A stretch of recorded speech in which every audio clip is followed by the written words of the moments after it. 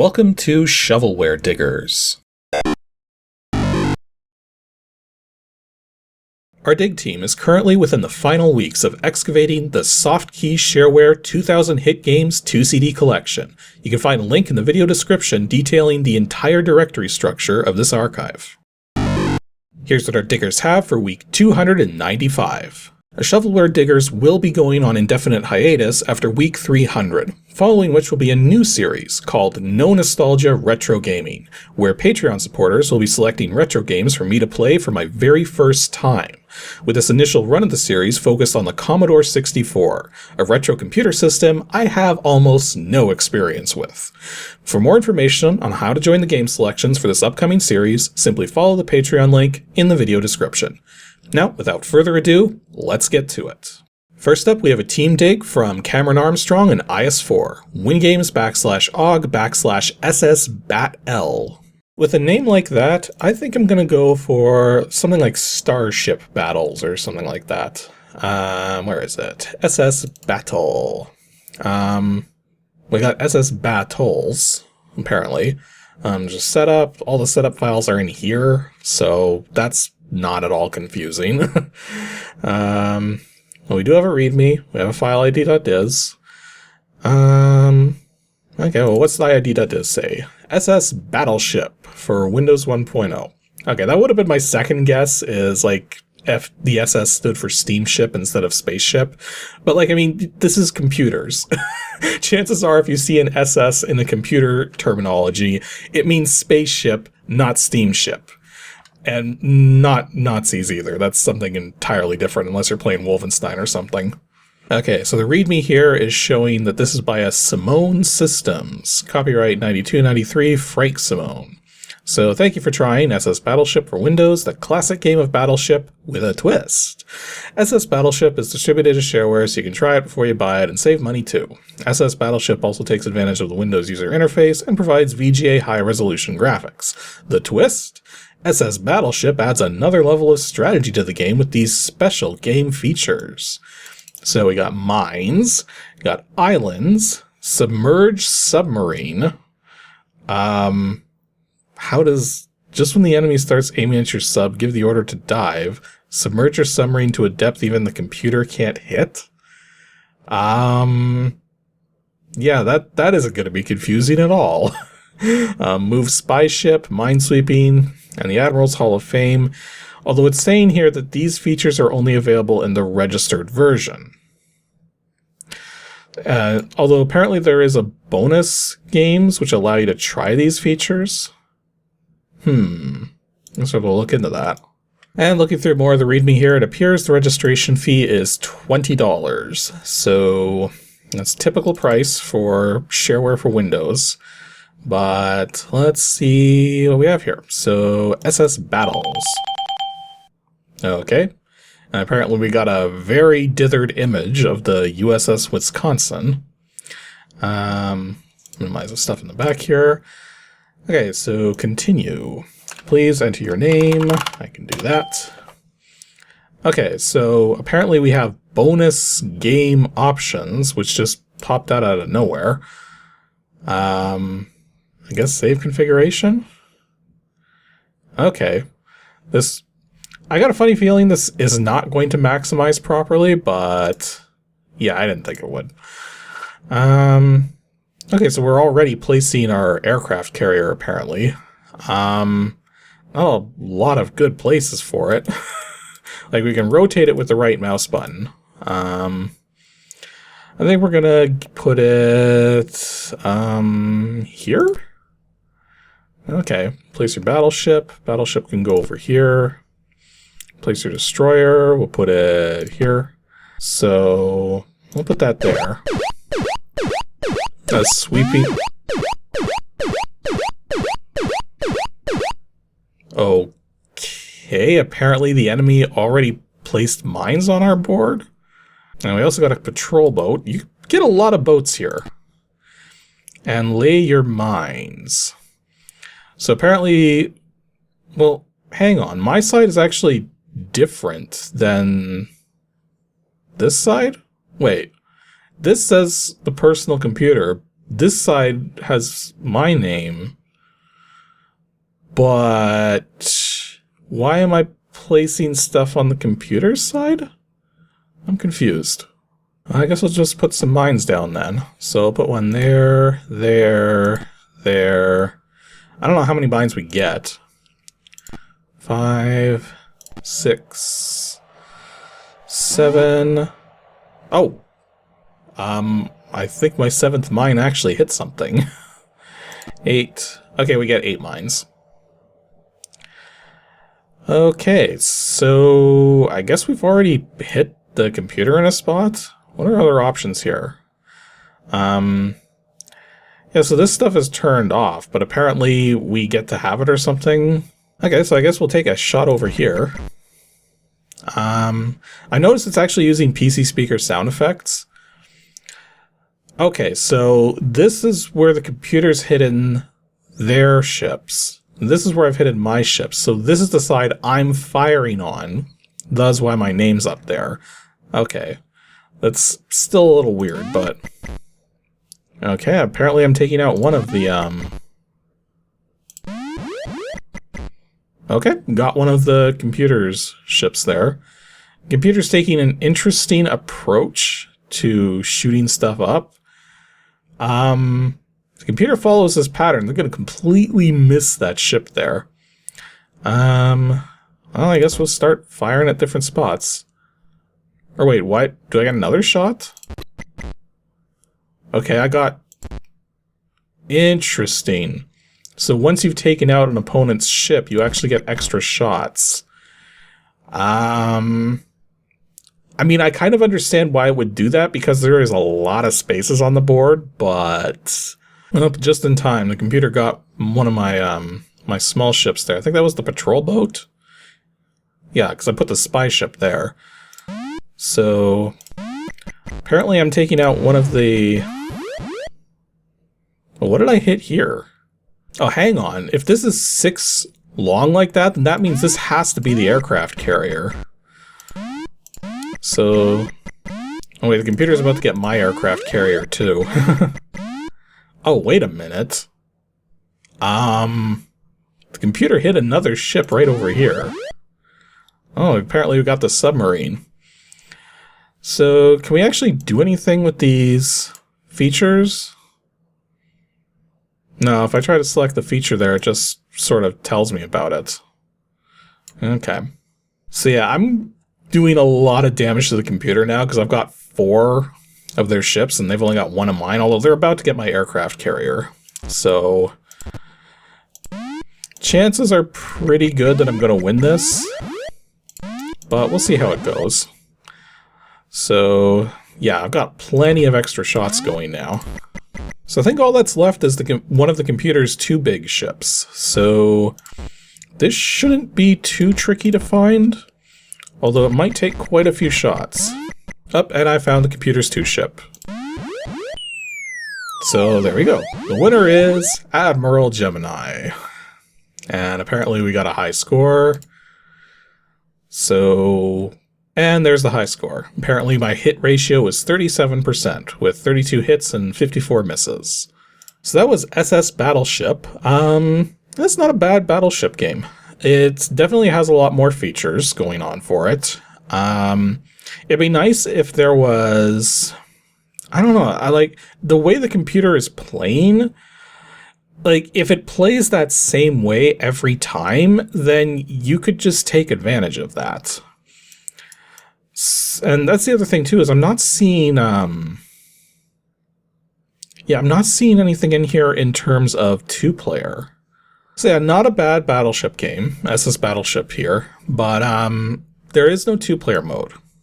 And even though it has like special features and stuff, like that kind of makes you want there to be a 2-player mode so that both players can be more ingenious about this sort of thing. Because as it stands, you can see the computer's firing pattern here, so you could just take advantage of that and place your ship so that the computer never wins. And what I'm trying to say is that it's not bad for $20, it's just, it makes you feel like there should be just a little more to it for that price point. Otherwise, this feels more like $15 shareware. Next up from Cleverly Blonde, we've got WINGAMES /unclassified /FTOOLS. I got a bad feeling this is going to be something extraordinarily basic, but we'll see. We will see. FTOOLS. Where are the FTOOLs? There's the FTOOLs. Ooh, that's a lot of executable files. They all look like they might be Dungeons and Dragons related. But if that's the case, what does the F stand for? What's the README say? The Fantasy Tools. Hi. Hello. Here are a group of programs to make your AD&D star more effectively, make your AD&D, wait. Okay, yeah, I was trying to read this and the English did not look perfect, and I just noticed here that whoever made this is in Mexico. So here are a group of programs to make your AD&D more efficiently. It's not even spelled right. This programs was made only for quick reference, but all descriptions and explanations of all proficiencies and spells are in their respective book. Okay, so is this just going to be a reference thing, or is it actually going to do anything useful? But yeah, it seems to be a set of multiple programs, and apparently this entire package is being sold for $25 plus $5 shipping. Okay, well, let's see what we got here. We got attack, care-gen, classes, datos. I don't know what that's in reference to. So that's going to be proficiencies, races, scores, and wizard spells. Oh, this is priest spells. Okay, priest spells and wizard spells. Still don't know what that one is. I guess we'll start with races. Okay, so this is Advanced Dungeons & Dragons Player Character Races Tables, compatible with Windows 3.1. You know, I feel like we've seen something like this from another country other than the United States that was extremely overpriced. Like, I wonder if maybe this is like an earlier version of the same thing, or if this is something completely different. Okay, so we have a bunch of menus here. So if we hit require, yeah, this is just info.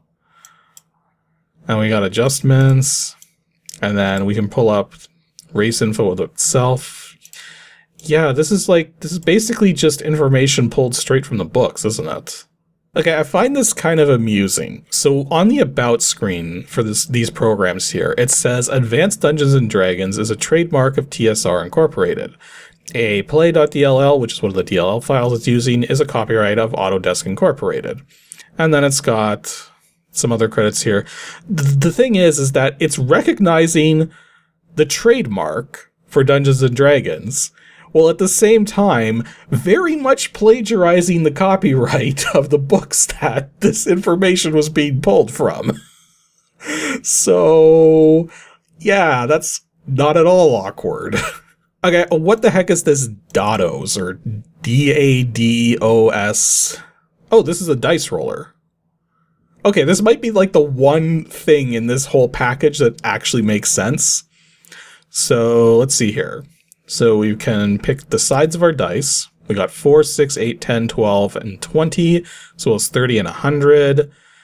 And then, oh, we can actually set a number of sides that's custom as well. Okay, that's weird. If you try to drag this, never mind, dragging the scroll bar works. But if you click like normally when with the way scroll bars works in Windows, clicking the arrows gives you one tick of movement, and then clicking inside the bar on the sides of the middle part is supposed to give you a large jump. But the jump here is only 1 point, the same as the arrows. So that's like not even why would you make it that way? Okay, this is annoying. If you try to click on literally any of these buttons, even the roll button, it says that you need to send money to, it's just reminding you to register. How are you supposed to test out a program if if 100% of your functionality is locked off? Also, now that I've taken a look at this here, like just looking at the UI for this dice roller, this is not a very useful dice roller. Well, Die roller, dice roller. I don't know what I'm supposed to call it here because you literally only roll one die at a time. Typically with Dungeons and Dragons, you're not rolling one die at a time. Like, maybe if it's a D20, because D20 rolls are, a single D20 is a common thing, but if you're like rolling your stats, that's multiple 6-sided dice. If you're doing percentiles, that's 2 10-sided dice or a single 100-sided die, admittedly, but not many people have a 100-sided die. So yeah, this is a very limited die roller, if it actually did anything. But yeah, this one doesn't do anything, at least not in this unregistered form. Though we do have some other things here, like we got this scores thing, which apparently is an ability scores table. Yeah, this is clearly taken right out of the, wow. That is the biggest monolithic OK button in existence. I challenge everybody watching this video right now to find an OK button in a Windows program that is bigger than this. And no, you can't just go into your programming language or Visual Basic and make one. I want to see an existing program with an OK button that is bigger than this one. And yeah, we got a wizard spells section here, so we can choose our school of magic. We'll say enchantment charm, spell level of, I don't know, it's 3. Can do specialist wizards, and we can do retrieve spells, which is locked off, of course. So we can't actually pull up the spell list and see how this works because that button is locked off. Can we choose a rep? Well, no, we can't because we can't populate the spell list. Okay, so here's a program that actually makes a bit more sense here because we can actually set up details about an encounter and then actually do attacks and calculate experience out. But I'm going to guess that both of these buttons are locked off behind registration. Or not? Okay, those buttons actually work. Okay, so let's see if we can actually set something up here. So we'll say a warrior, character level is 4, enemy's armor class, I don't know, 4. And if we do attack, it says our attack rating is 13, or the value to hit is 13. And like if we change it to a different character and level, it changes that too. Now granted, it's not letting us choose weapons or anything like that, it's just like a basic value to hit, so I don't know enough about AD&D to know how valuable this number is in terms of figuring stuff out, but I mean, it's a start. And yeah, if we go into this monster section here, there's like this whole thing for setting up different stats and everything. And apparently there's a okay, that one's locked off. Yeah, it's like random buttons are just locked off behind registration. Okay, we have a character generator here. I'm going to guess that this OK button is going to be locked off. Or not. I don't get this thing. I don't get this thing. It's like some of these programs work fine and some of them don't. Is the print button? Yeah, the print button's locked off. What? This is so weird. It's so randomly selective about what features are locked behind registration and which aren't. So yeah, that was a collection of tools developed by Maurice Stephen Villanueva. I'm sorry, I can't pronounce those two names very well, but yeah, apparently just a series of programs, some of which seem to have some legitimate usefulness in terms of assisting with playing AD&D, but some of them, like, well, not the character generator. The character generator, this seems like a nice, useful tool, but then you have stuff like this, which is just basic information taken straight out of the books. So basically what I'm trying to say is this collection of tools is half actual useful tools and half plagiarized. So does that make it worth $12.50 as opposed to $25? I don't know. But when it comes to this kind of stuff, like we've seen this sort of thing before, I guess what it really comes down to is do you really need this information like this if you already have the books. And like, I don't know about this one. And our last take for today from Alex the Rat is DOSGAMES /cards /oh no. I'm gonna guess an Uno clone. Well, that doesn't give us much to go on. ono.dat, exe, and help. I'm giving this like a 25% chance that it might actually be a Windows 3.1 program. Nope, it's an actual DOS program. And yeah, this very much looks like it's going to be an Uno clone. But instead of being called Uno, it's called Oh No. As in, oh no, we've got a clone. Also, I kind of like how if you take a look at the cards that are being drawn at random at the sides, the edges, like the corners, are not being masked. So you're seeing a purple background at all the corners of the cards. And apparently this was made by an Alan Mace, and I believe we've seen that name before. So how many computer players? We'll have a whole batch of 3 computer players. Okay, so we got some... Oh, apparently our name is Human. We're not allowed to have a name. The computer player gets Scooter and Ernie and Carolyn, and we get Human. Okay, hang on.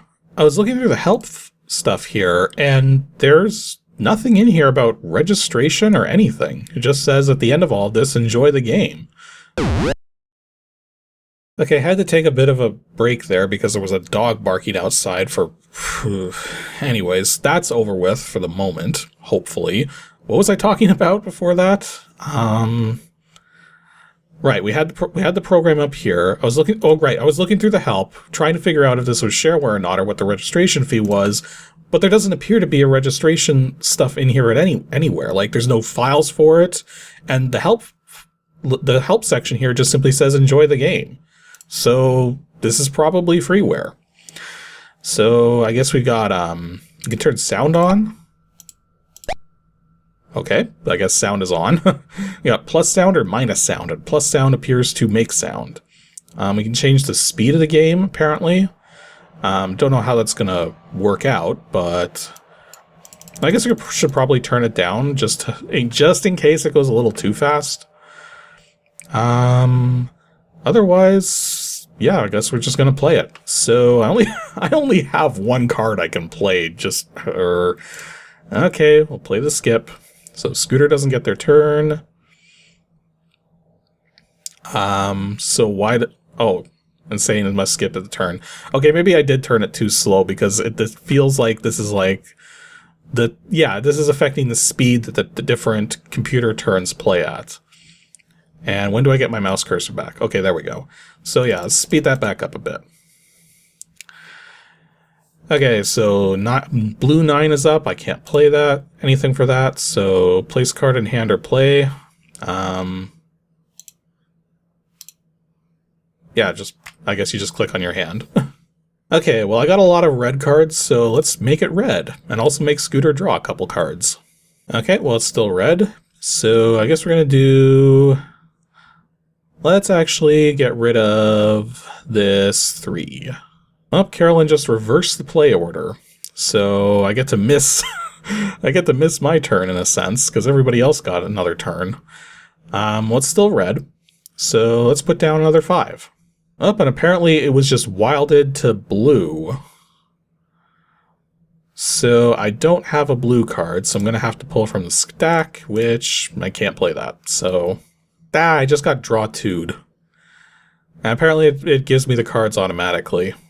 Incidentally, one of my nieces, her favorite card game at the moment, or well, one of her favorite card games, she has like tons of favorite games, is actually it's a special kind of Uno that has this device that you have to push this button on it, and every so often when you push the button, it just spews a bunch of cards at you based on how many times it's been pushed without spewing the cards out. So it's kind of hilarious in that sense.